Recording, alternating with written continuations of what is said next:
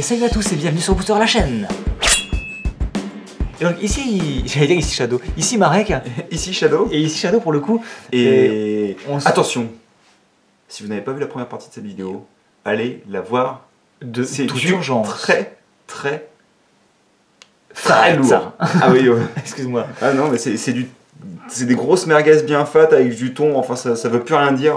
Voilà, donc on est en train de nous sortir des ce expressions. qu'on essaie de vous dire, c'est qu'on va vous ouvrir ici du Serment des Sentinelles. Donc c'est la seconde partie. La seconde partie, c'est une boîte. Une extension. Ouais, voilà, c'est un display qu'on va ouvrir en plusieurs parties, donc en 4 parties en fait. Exactement. On va faire 9 boosters par 9 boosters. Parce qu'on a tendance à être lent. Donc, Voilà.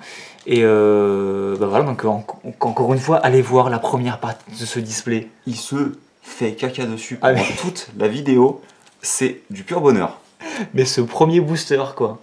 Le premier booster de la vie. Et puis c'est pas fini, hein, parce que lui, il ouvre ses boosters, et puis moi je continue, et puis je pouf, allez les cartes qui sortent, ça ne s'arrête plus. Tout à fait. Donc bref, on va commencer tout de suite. Donc toi tu vas ouvrir les Chandra. Moi je vais prendre les Chandra tout de suite. Bah non, tu les prendras au fur et à mesure. Dès qu'on trouve une Chandra, tu l'ouvres. Allez, voilà. On fait comme ça. Chandra qui est sa petite choupie, d'ailleurs j'ai les boosters sur sa tête. T'es pas très gentil. Hein. Et donc 9 boosters, cette fois-ci, Serment des Sentinelles. On va voir ce qu'on ouvre. Donc avec notre ami Gideon. Ouais, monsieur Gideon que nous n'avions pas vu lors de la première partie, vu que c'était l'illustration qui nous manquait. Oui, effectivement, au niveau des boosters. Oui, absolument, oui. Le temps que je me remette. Il n'en peut plus là. Hein. Donc des alliés, comme d'hab. Là, je vous dis pas, il avait changé de froc entre les deux parties. Des Eldrazi, des araignées, le Sidos, voilà. Qui est dégueulasse d'ailleurs. Un crabe. Ah, mais oui, c'est l'ermitor. Ouais, c'est ça, tout à fait. Je pense à la même chose d'ailleurs. Un petit acolyte. Alors, en plus, hein. Les cartes du clan Forge-Pierre, en général, elles interagissent avec les équipements. Oui, d'accord, ça semble assez logique. Il y a des choses assez violentes, genre Mystique Forge-Pierre typiquement, qui sont des cartes assez violentes, qui sont sorties dans le premier bloc de Zendikar. Ouais. Et ouais, c'est plutôt fun de jouer avec les artefacts. Oh. Le Mage Chasse-Orage, qui est, je pense, la meilleure Unco du set. D'accord. Qui est une carte vraiment jolie, ultra violente. C'est Volcanion, regarde, elle est ah bah voilà. Donc pour 2, vous avez une 1-3 vol, célérité, prouesse. Voilà, tout est dit. Prouesse. Après, le truc, c'est que 2, faut les placer quand même. Hein. Le bleu et le rouge. Ouais, mais tu joues bleu-rouge, quoi. Oui, voilà, c'est ça. Mais, Et prouesse, c'est à chaque fois que vous jouez un sort éphémère ou rituel, elle va gagner plus 1 jusqu'à la fin du tour. Ouais, donc c'est un jeu sort, quoi, clairement. Et elle résiste quasiment à tout. Surtout qu'en plus, pour le coup, vol, célérité, c'est vraiment... Ouais, puis elle a 3 dans l'endurance, oui, donc elle encaisse tout, quoi. À part foudre, bien entendu, mais il n'y a pas de foudre en standard. Mais ouais, non, c'est bien en effet. Hein. Elle est vraiment cool. On aura incarnation de perspicacité qu'on avait vu dans la première partie. Qui est très belle et on dirait qu'elle rendrait très bien. On aura en première rare le Rédempteur Abject qui est un Eldrazi. Ah bah ça on s'en doutait vu le nom un petit peu abstrait qu'il a. Ouais, voilà. Donc une 3-3 avec le flash et vous pouvez mettre des petits jetons sur la table, donc une carte très correcte. Et on aura une plaine full art bien entendu et un Eldrazi Ession qui clairement est un Eldrazi Kozilek là comme tu peux le voir. Oui absolument, oui j'avais remarqué en effet. Et donc c'est une Chandra donc c'est pour toi. C'est à moi maintenant. Donc bien sûr vu que c'est une Chandra je vais piocher une mythique, hein, c'est ça logique. Oui, c'est ça couvert les 2 mythiques précédentes dans les boosters Chandra. Ah oui, absolument. Alors, tu fais comment déjà? Tu fais comme ça. Vous sentez la galère? Tu veux que je te le fasse? Non, c'est bon. Donc ouais, si vous avez des boîtes Serment des Sentinelles, gardez les boosters Chandra et jetez les autres. Bah après, échangez-les à vos amis. Le premier, pour le coup, c'était pas dans une Chandra. Non, effectivement, c'était une Nissa. Avec une jolie Nissa, justement, en parlant d'elle. Qui, voici. D'ailleurs, si tu la pioches, moi ça me va. Parce que je crois que je préférerais Chandra forcément. Je l'ai en 2 exemplaires. Et tu l'as combien de fois Chandra? 3 exemplaires je crois. Ah bah non, alors c'est moi qui la garde. Il me faut un complément d'objecteur, non. D'accord, bah j'objecte. Object. Force brutale, donc on les connaît. Comme le Rédempteur. On l'avait déjà vu celle-ci. Zone d'isolation, on l'a vu plusieurs fois. Pionnier de Cosier qu'on l'a vu. J'ai vu le pompier. Pompier de Cosier. En plus il a comme une lance incendie. Voilà. Négateur de gravité. Donc beaucoup de négations. Hein. Lanterne du voyant, donc free fouettante. Qui est très sympathique d'ailleurs. Qui faut gagner -2/-2 à tout le monde. D'accord. Il vous exiler les potentiels alors, si tu joues défunts. Cette carte d'abord et qu'ensuite tu joues une créature, tu n'es pas embarrassé par cette... Alors, il me semble que si, en fait. si, excuse-moi, jusqu'à la fin du tour. Donc là, pour le coup, pendant tout le tour, il va falloir... Voilà. Il me semble que ça, c'est quelque chose qui affecte... en fait, En fait, si c'est un truc qui dit mettez un marqueur +1/+1 sur toutes les créatures oui, voilà. Mais voilà, pour le coup, c'est des marqueurs qui sont placés au moment où c'est marqué. Qui font jusqu'à la fin du tour. Voilà. Normalement, ça s'applique. Peu importe quand est-ce que tu s'applique même si quelque chose arrive après. Donc, incarnation de la fureur. Ouais. Épuiseur d'essence. Et derrière, on aura Supplice implacable. C'est la rare. Et on n'aura pas eu de... Rien. L'île est très très belle par contre. Ouais, je me souvenais pas du tout de celle-ci, bizarrement. Ah ouais? Ouais, non, là pour le coup, je me souvenais pas du tout qu'on avait... Donc on n'a pas du tout parlé de la rare, mais c'est un rituel qui n'est pas forcément extraordinaire. Non, et puis je m'en souviens en plus de celui-ci, il me semble. Tu avais déjà dû me le montrer. Possible. Et donc on continue avec une Nissa, donc les Nissa qui ont été assez chanceuses, on va dire. C'est la première partie, donc encore une fois, on ne spoil pas. Non, mais vous devriez, vous devriez aller voir la première partie si ce n'est pas fait. Que franchement, elle était, à mon avis, plus intéressante que celle-ci. Même qu'on a. De toute manière, ça va pas être facile de faire mieux. Ouais. Lézard, Lagak scellé, un petit lézard, qui est très joli, je trouve. La Jacques plutôt, non? Ou la Jacques. Il me rappelle, tu sais, la monture de Obi-Wan dans Star Wars 3. Oui, absolument, celle qu'il utilisait pour poursuivre Grievous dans sa speederbike. Chasseuse implacable. Qu'on connaissait déjà. Qui chevauche une sorte de raptor terrain, comme tu peux le voir. Je me souviens. Ce qui est assez stylé. Bah, elle était pas d'ailleurs dans Zendikar? Non. C'est fou ça, cette carte je m'en souviens absolument. Oui, elles se ressemblent, mais c'est pas les mêmes. Prise de position, et la rare, on aura le serment de Nissa, justement. C'est pas Nissa, mais c'est l'un des 4 serments, qui est assez sympathique d'ailleurs. Donc les serments, c'est des enchantements légendaires. Ah, mais donc en fait, l'image de Nissa sera pas celle-ci pour le coup, pour ça. Ah non, absolument pas. Là, c'est vraiment l'illustration les 4 illustrations, c'est les serments en effet. Ah oui, d'accord, autant pour moi. Donc les enchantements légendaires, donc les 4 serments, il n'y en a que 4, il n'y a pas de noir. Il y a que les 4 qui correspondent au Planeswalker, donc je suppose qu'il y a un serment aussi pour... Mais il n'y a pas de Nyxelis ou de Liliana, quoi que ce soit qui est venu faire participer à la fête. Donc comme je disais, les serments, ils ont un effet d'arrivée en jeu, qui correspond à leur couleur, puis en fait ils ont un effet qui va interagir avec les Planeswalkers. D'accord. Donc voilà, donc il y en a qui sont plus ou moins bien. La forêt qu'on connaît bien. La forêt qui est très jolie, et le corps. Là. Et donc on enchaîne avec un Gideon, et il y aura une Chandra pour toi juste après. Ouais, bah c'était logique, c'est toujours cet ordre-là, donc... Et c'est parti. Alors ça, j'aime beaucoup l'illustration personnellement parce que on a un Eldrazi qui est en train de faire imploser une créature terrain, ouais. Même si la carte n'est pas forcément très utile, enfin très situationnelle en fait, puisqu'elle permet de contrer justement de détruire les créatures terrain. Ça semble logique vu l'illustration. Ce qui peut être bien en T2 mais assez situationnel. Tout le monde ne joue pas des créatures terrain. Dis donc, des fois il en a vraiment pas eu beaucoup. Effectivement, pour l'instant c'est pas trop la joie, donc celle-ci qui est très jolie. Gorge du massif. Vision de brutalité, et la rare ce sera le voyant légature de pensée. Un très bon Eldrazi. Bah, je me doutais bien que c'était un Eldrazi, donc c'est un Eldrazi de Kozilek là pour le coup, non? C'est une rare, ouais. Il a vraiment cet aspect. Et en gros pour 4 vous avez une 4-4, ce qui est plutôt correct. Quand il arrive en jeu, en gros votre adversaire va révéler sa main. Vous choisissez une carte non de terrain, vous l'exilez. Ce qui me fait marrer, c'est quand tu dis quand il arrive en jeu, moi je pense toujours à quand on arrive en ville. Ouais, maintenant que tu me l'as mis en tête, j'y pense aussi. Et le petit malus, c'est quand il quitte le champ de bataille, l'adversaire en contrepartie peut piocher une carte. D'accord. En fait, ce que vous pouvez faire, c'est le blinker, c'est-à-dire vous arranger pour le faire partir et revenir instantanément, pour redéclencher son effet d'arrivée en jeu. D'accord. Oui, pour c'est comme ça. Contrôler sa main en fait. Donc blink, ça veut dire cligner des yeux de base en fait. C'est ça. Ou ouais. Enfin clignoter En fait. En effet. Ce qui vous permet tout simplement de contrôler la main de manière assez violente. Ah oui, absolument. Oui. Tout ce qui n'est pas terrain, ça. Surtout qu'en plus la première fois tu le vois tout de suite. Voilà. Donc tu peux réfléchir à une stratégie pour pouvoir exiler pas mal. Surtout que en plus, si vous exilez des choses intéressantes, il y a des cartes qui vous permettent de récupérer ce qui a été exilé. Oui, donc ça peut être. Et de le récupérer dans votre camp. Ça peut être cool. Donc une très bonne rare. Une montagne, toujours pas la montagne que j'aime beaucoup. Non, toujours pas de foil et un petit zombie. Et la Chandra, c'est pour toi.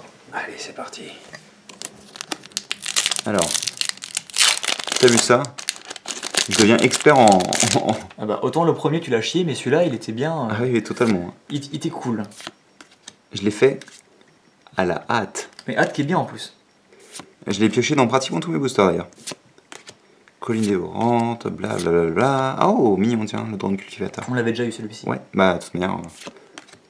Le fameux rampeur. C'est ça. La larve du terreau, qui est très colorée d'ailleurs. On l'a tout à l'heure aussi d'ailleurs. Pionnier Kozilek. Oh, le mage réflecteur qui est très sympathique aussi. C'est une 2-3 pour 3.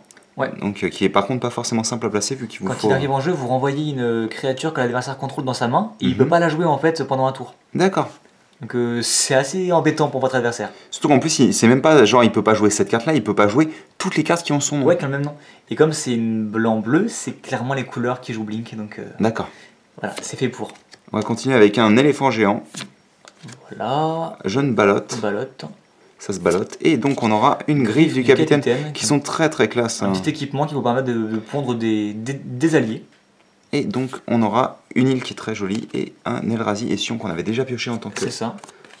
Que pion. Ouais, mais on n'a pas eu de foil du tout en fait. Non, absolument pas. La seule foil qu'on a eu c'est donc dans le premier booster et je ne vous spoil pas ce que c'était. Voilà, mais dans cette première partie de vidéo et dans cette seconde, on a eu qu'une seule foil qui était un peu spéciale, mais rien de... On n'a pas eu de foil en fait. Non, absolument. Tu vas voir qu'on va toutes les avoir si à la fin. En foil, je vais tellement être heureux pour moi. Parce que tu vas pas l'avoir. Si, absolument. Ça, elle vaut de rocher. Tu la volerai. Pendant que tu dormiras. Lumière corrosive. Genre tch. Négateur de gravité. On a déjà vu celle-ci. Ouais, Evine de la Recluse. Drone aveuglant qui est très sympathique très cool, aussi. hein, Il est même au niveau de la capacité, il est sympathique. Garde des géométries. L'immobilisateur qui est sympathique aussi. Ouais, il a une bonne gueule aussi. Hein. Ouais, très sympa. Harnais d'enjambeur qui sert à rien. Ah, mais ça coûte 3 et ça. C'était cool, ça c'était bien. Ah ouais, non, ça par contre c'est tout. Ça coûte 3, ça fait plus en célérité. Oui, c'est vrai que c'est cher en effet. Après, c'est du incolore aussi. Ouais, mais c'est une unco quoi. Ouais. Encore, c'est très commune. Le prophète de la distorsion qu'on n'avait pas eu, qui est sympa aussi. Et la rare, ce sera mythique. J'avais même pas vu, tu vois, parce que t'avais la doigt devant. Ah, pardon. Et c'est Général Tazri, qui est la chef des alliés en fait. Qui est sympathique parce que. Ah oui, mais c'est particulier quand même. Je viens de lire son talent secondaire là, et il faut que tu joues un jeu de toutes les couleurs en fait. Ouais, alors en fait, elle sera surtout intéressante, je pense, en EDH, hein, parce que c'est une créature légendaire, donc elle pourra être votre patron, votre commandeur. Ouais. Et comme elle a les 5 couleurs dans son effet, son identité couleur, bah, c'est les 5 couleurs. D'accord. Du coup, vous pouvez la jouer en tant que général et avoir un deck qui contient des cartes de toutes les couleurs. Donc vous pouvez vous faire un deck allié avec les 5 couleurs. Quand on jouait en commandeur, il fallait que tu aies l'identité couleur du personnage. Si ton personnage il n'avait pas cette capacité, il serait que blanc en identité couleur. Et tu as le droit de jouer que des cartes blanches, en effet. Okay. Mais voilà, donc elle vous permet cette petite trick. Cette carte-là, elle a été créée pour le commandeur, clairement. Bah, j'ai l'impression. Voilà, je crois qu'on a une foil derrière. Donc une mythique sympathique, mais qui n'est pas non plus exceptionnelle. Elle est jolie. Derrière, on aura un terrain. Qui est donc très très beau d'ailleurs. Hein. Elle est vraiment belle la plaine. Elle est très jolie. C'est bizarre, il y a certaines dont je me souviens et d'autres non. Et la folle, ce sera une petite commune, bah justement l'acolyte Forge-Pierre dont on avait parlé. Si, c'est une incommune. J'ai cru entendre commune. Bah, je me suis peut-être trompé, donc c'est une incommune en effet. Ce sera une petite folle. Non. Non. Si. Ah non, pas du tout. Si, tu viens d'ouvrir le. Ah non. non. Ouais. Bah, le prochain est pour toi. Oh. En plus, t'as ouvert ma mythique. Il y a les mythiques dedans en plus. Espèce d'enflure. Tu peux ouvrir un des miens si tu veux. Non, mais moi je veux juste qu'on voit une Chandra. Allez, c'est parti. Attends, je suis passé un peu dessus, mais c'est un sacré saut. La créature gagne le vol jusqu'à la fin du tour. Oui, c'est très ça en effet. La lande qui est tiens, très jolie. Une lande, voilà. On va mettre de côté. Un gros crabe. La scie. Lien de mortalité, donc c'est une illustration qui apparaît sur un classeur. D'accord. Auxiliaire de Jogara. Regard immolateur. Détruisez la créature attaquante ciblée. C'est un Eldrazi de Kozilek qu'on voit derrière. Hein. Ouais, c'est ça. Ouais. Et on aura le tyran de Valakut, qui est un bon petit dragon, qui vous coûte que 5. Il vous coûte que 5 en déferlement. Ouais. Et s'il a été joué en déferlement, il colle 3 en plus en arrivant. Donc c'est un dragon qui fait pour jouer en déferlement. Ah oui, c'est ça. Ouais, non, il joue pas autrement. Il fout des claques. Une plaine, bien sûr, et un token. Et ta Chandra pour toi. Ah bah oui, il serait temps. Hein. Hop là. Ah, it's time. Oh purée, ça me rappelle des vieux souvenirs ça. Oh. Elle a l'air d'avoir faim en effet, oui. Coude à coude donc, traceur gobelin, exégète de Colisec, araignée de lanceuse de raies.